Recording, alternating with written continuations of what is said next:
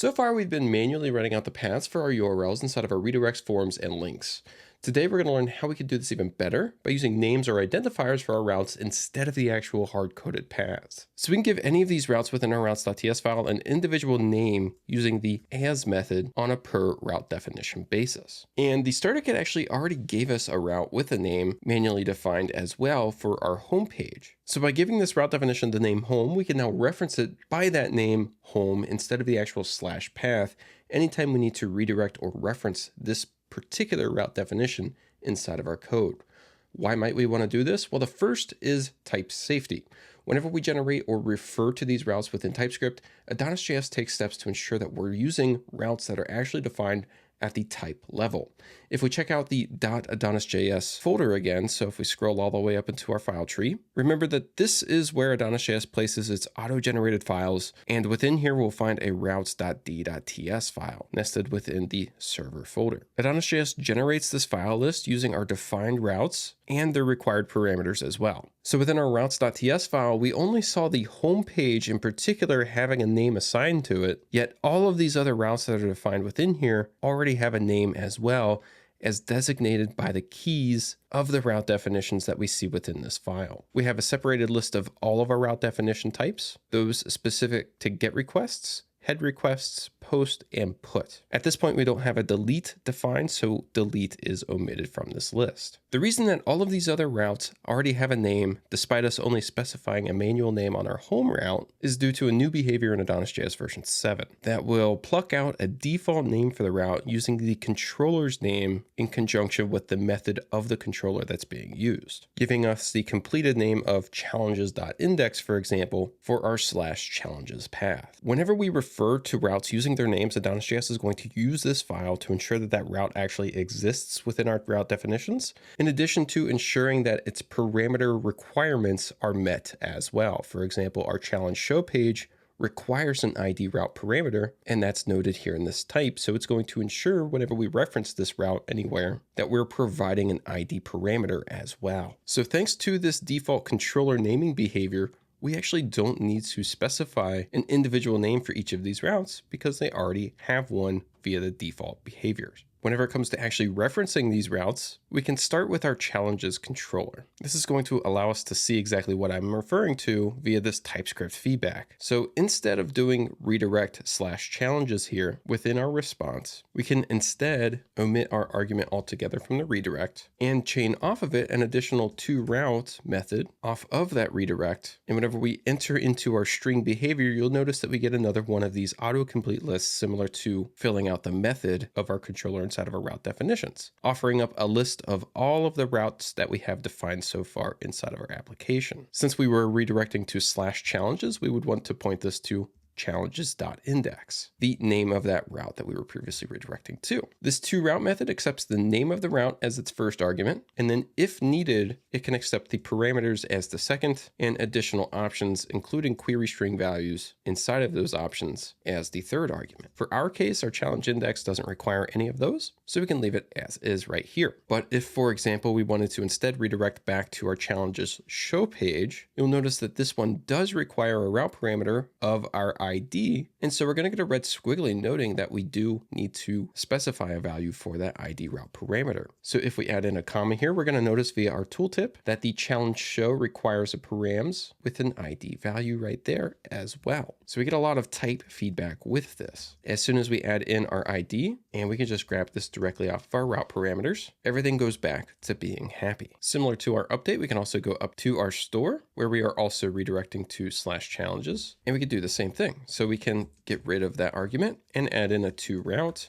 pointing it to our challenges index route. Now, the other reason that we might want to use identifiers is because route patterns are actually prone to changing, especially with the passage of time. So if, for example, we have a new requirement that we need to switch the URL of /challenges to /mychallenges, by using the name for this route instead of the actual URL path of the route, we're saving ourselves the headache of having to search down all the usages of /challenges and updating it to /mychallenges, because the name is still going to remain the same despite the URL change, meaning that challenges index will now automatically pick up and redirect to /mychallenges instead of /challenges. So it can save us that headache as well, should we need to refactor in that sense. In addition to redirecting, we can also get references to URLs via the URL builder that AdonisJS provides, and it behaves relatively similar to our toRoute as well. So within our show method inside of our challenges controller, we're plucking out the individual challenge and returning that back to the render state for the page. If inside of this controller, we also wanted to generate out the edit URL needed inside of this page to point to the edit page for the challenge, we could do that as well by using AdonisJS's URL builder. So we could do edit URL equals, and then access the URL builder by importing URL4 from AdonisJS core services URL builder. We can hit tab to auto import that from that path. And again, this works similar to our redirect. So we just add in the route parameter name or identifier within the first argument. So we'll want challenges edit. We're going to get a squiggly because this does also require an ID route parameter for that challenge that we're editing. And we can grab that either via the params or our challenge ID. And you'll notice that since it's required, we'll get a type error if we try to use the challenge because challenge itself is going to be possibly undefined since we're using find from our array to try and find the actual challenge. So if we're okay with that, we can use an exclamation point to assert that we're confident that we're going to find the challenge, and TypeScript will then be happy.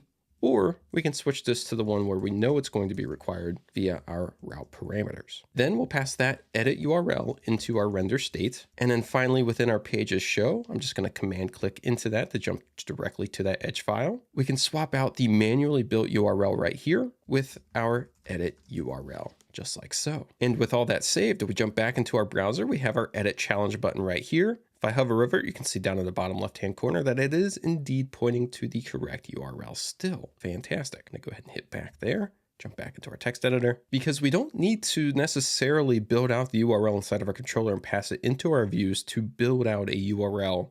We can instead do that directly inside of Edge.js as well, using the route helper. So if we jump into our index page here, instead of pointing to our create page via its hard-coded path, we can use double curly braces for our interpolation, access the route helper method off of our state. And again, this works the exact same as our URL4. It's just since it's inside of Edge.js, we're not going to necessarily get type notifications for it, but we can still point it to challenges.create to generate out a URL for the challenges.create route definition, which will still point us to /challenges/create. So if we jump back into our browser, head back into our challenges index page and hit create a new challenge, that's still going to take us to the create page as expected. Okay. One more spot to update that where we're still hard coding the URL path, and that's within our components challenge grid item component. Again, we can go ahead and replace this hard-coded path with our route helper, point it to challenges show, and then this one also requires an ID route parameter, so we can do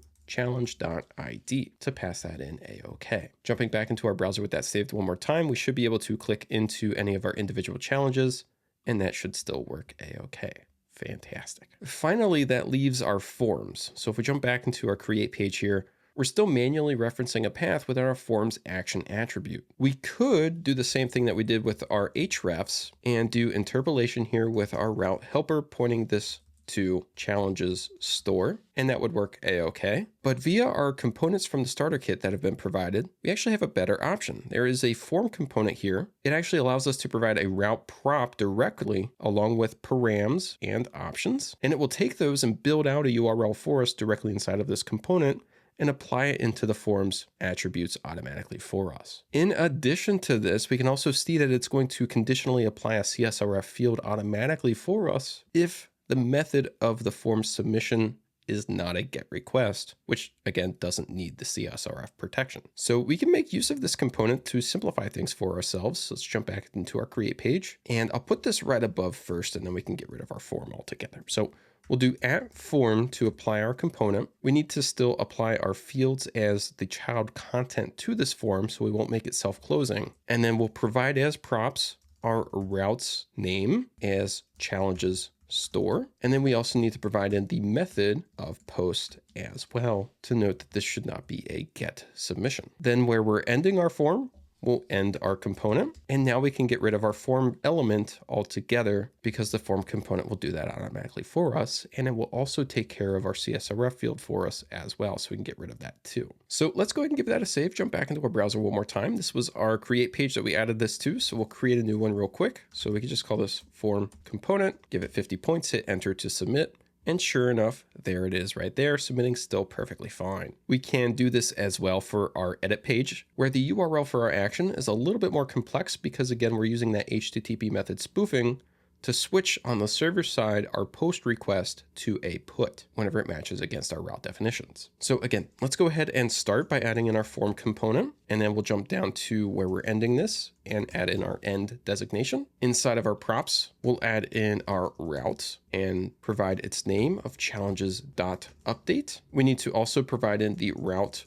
params, which go in as a separate prop and are designated as an object to state that the ID that we're updating is our challenge.id. And one super nice thing that this form component actually does is it will handle our HTTP method spoofing automatically for us. So we don't need to specify options with a query string, switching this to a put. Instead, we can just directly provide a method of put, and it will read that and apply the method spoofing automatically for us, making things just that much simpler. So we can now get rid of our form and our CSRF field and the end form element. And let's go try and edit our form component real quick. So let's go into edit challenge, form component 2, hit enter to update it. And sure enough, that works perfectly fine as well.